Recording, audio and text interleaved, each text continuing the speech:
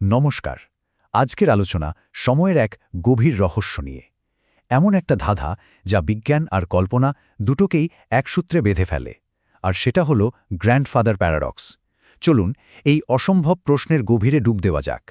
একবার ভাবা যাক তো, যদি অতীতে ফিরে গিয়ে ইতিহাস বদলে ফেলার ক্ষমতা কারো হাতে চলে আসতো তাহলে কি হতো? এই একটা ছোট্ট প্রশ্নই কিন্তু সময়ের সবচেয়ে বড় প্যারাডক্সগুলোর জন্ম দিয়েছে। গ্র্যান্ডফাদার প্যারাডক্স ব্যাপারটা বেশ অদ্ভুত। ধরুন কোনো এক সময়যাত্রী অতীতে ফিরে গিয়ে নিজের দাদুকে হত্যা করল, তাহলে তো তার বাবারই জন্ম হবে না, যার মানে হলো তার নিজের অস্তিত্ব সম্ভব না।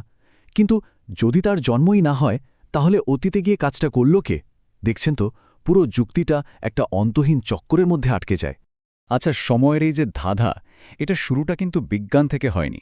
এর জন্ম হয়েছিল গল্পকাহিনী আর দর্শনের জগৎ থেকে। সায়েন্স ফিকশন বই যেমন H.G. ওয়েলসের দ্য টাইম মেশিন, সেখানেই প্রথম এই ধরনের ধারণাগুলো উঠে আসে।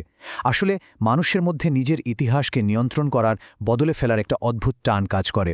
আর সেই আকর্ষণ থেকেই এই প্যারাডক্সের জন্ম, যা কিনা বিজ্ঞানের আলোচনার টেবিলে আসার বহু আগেই আমাদের কল্পনাকে নাড়া দিয়েছিল। কিন্তু একটা সময় এলো যখন এই দার্শনিক ধাঁধাটা হুট করে একটা সত্যিকারের বৈজ্ঞানিক প্রশ্নে পরিণত হলো। আর এই পুরো খেলাটা যিনি ঘুরিয়ে দিলেন, তিনি হলেন অ্যালবার্ট আইনস্টাইন। গল্পটা ধাপে ধাপে এগুলো দেখুন। 1800 সালের শেষের দিকে এটা ছিল শুধুই গল্পের বিষয়। এরপর 1915 সালে আইনস্টাইনের জেনারেল রিলেটিভিটি থিওরি এলো, যা বলল যে স্থান আর কাল আসলে একটাই নমনীয় চাদরের মতো। ব্যাস, এরপরেই বিজ্ঞানীরা আইনস্টাইনের সমীকরণগুলো ব্যবহার করে টাইম ট্র্যাভেলের সম্ভাবনা নিয়ে সিরিয়াস ভাবতে শুরু করলেন। আইনস্টাইনের মূল ধারণাটা ছিল স্পেস টাইম ফ্যাব্রিক বা স্থানকালের চাদর, মানে স্থান আর সময় দুটো মিলেমিশে একটাই জিনিস।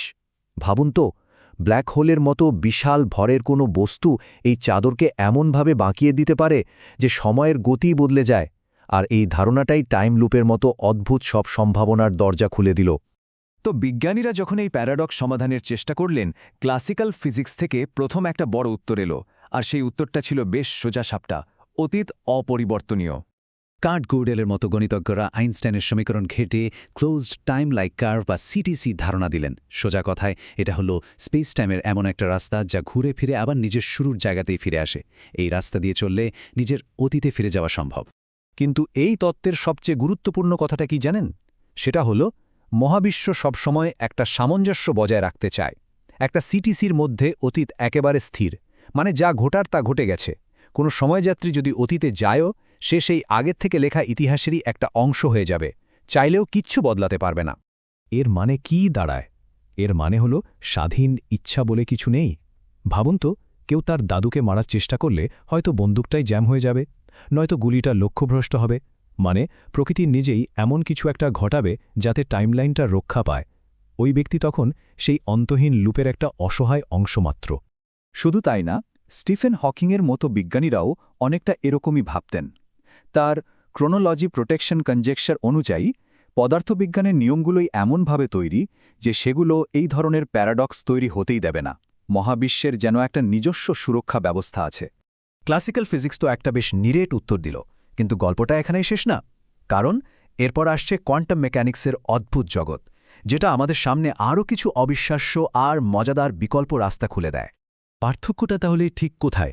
একদিকে ক্লাসিক্যাল ফিজিক্স বলছে টাইমলাইন একটাই আর সেটা অপরিবর্তনীয়, আর অন্যদিকে কোয়ান্টাম ফিজিক্স বলছে না, অনেকগুলো সম্ভাবনা সত্যি হতে পারে, অতীত নমনীয়, আর প্যারাডক্স বলে আসলে কিছু হয়ই না। প্রথম কোয়ান্টাম সমাধান হল সুপারপজিশন। নামটা কঠিন শোনালো, শ্রেডিঙ্গারের বিড়ালের কথা তো অনেকেই শুনেছেন, তাই না? যেখানে একটা বিড়াল বাক্সের ভেতরে একই সাথে জীবিত এবং মৃত দুটো অবস্থাতেই থাকতে পারে। আচ্ছা, কি হবে যদি কোনো ব্যক্তির দাদু একই সাথে জীবিত এবং মৃত দুটো অবস্থাতেই থাকেন? এই ধারণাটা একটু জটিল কিন্তু দারুণ মজাদার। বলা হয় একজন ব্যক্তি আর তার পূর্বপুরুষরা কোয়ান্টামভাবে এনট্যাঙ্গলড বা একে অপরের সাথে জড়িত, মানে একজনের অস্তিত্ব অন্যের ওপর নির্ভরশীল। তো যখন কোনো সময়যাত্রী অতীতে গিয়ে তার দাদুকে হত্যা করে, সে আসলে অনেকগুলো সম্ভাবনার মধ্যে মৃত অবস্থাটা বেছে নেয়। আর তার ফল কি হয়? যে টাইমলাইনের কারণে সেই সময়যাত্রীর জন্ম হয়েছিল, সেই পুরো টাইমলাইনটাই তার সাথে ভ্যানিশ হয়ে যায়। মহাবিশ্ব দুটো সম্ভাবনার জন্যই প্রস্তুত ছিল, তাই কোনো প্যারাডক্সই তৈরি হলো না। এবার আসা যাক দ্বিতীয় সমাধানে, যেটা হয়তো সবচেয়ে পরিচিত আর সবচেয়ে মাথা ঘুরিয়ে দেওয়ার মতো। এটা হলো মেনি ওয়ার্ল্ডস ইন্টারপ্রিটেশন। এই তত্ত্ব অনুযায়ী প্রত্যেকটা সিদ্ধান্তের ফলে একটা করে নতুন মহাবিশ্ব তৈরি হয়। এটা কিভাবে কাজ করে চলুন ধাপে ধাপে দেখি। ধরা যাক একজন সময়যাত্রী টাইমলাইন এর অতীতে গেল। সেখানে গিয়ে সে তার দাদুকে হত্যা করল। এই কাজের ফলে সঙ্গে সঙ্গে একটা নতুন শাখা মানে টাইমলাইন বি তৈরি হয়ে গেল। সেই নতুন টাইমলাইনে তার জন্ম হয়নি, সব ঠিক আছে, কিন্তু তার আসল টাইমলাইন এ একদম আগের মতোই চলতে থাকবে, কোনো পরিবর্তন ছাড়াই। মানে সে তার নিজের অতীত বদলাতে পারেনি, বরং একটা নতুন বাস্তবতায় গিয়ে আটকে পড়েছে। তো এত সব আলোচনার পর আমরা কোথায় এসে দাঁড়ালাম? ব্যাপারটা শুধু টাইম ট্রাভেল নিয়ে নয়, এই প্যারাডক্সের আসল গুরুত্বটা আরও অনেক গভীরে। মনে রাখতে হবে আইনস্টাইনের যুগান্তকারী তত্ত্বগুলোও কিন্তু এই রকম থট এক্সপেরিমেন্ট বা চিন্তার পরীক্ষা হিসেবেই শুরু হয়েছিল। এই ধরনের ধাঁধাগুলোই আসলে আমাদের জ্ঞানের সীমানাকে ধাক্কা দিয়ে বাড়িয়ে দেয় আর বাস্তবতাকে নতুনভাবে দেখতে শেখায়। শেষ পর্যন্ত এটাই মূল কথা। গ্র্যান্ডফাদার প্যারাডক্স একটা অত্যন্ত আকর্ষণীয় এবং চিন্তা উদ্রেককারী থট এক্সপেরিমেন্ট।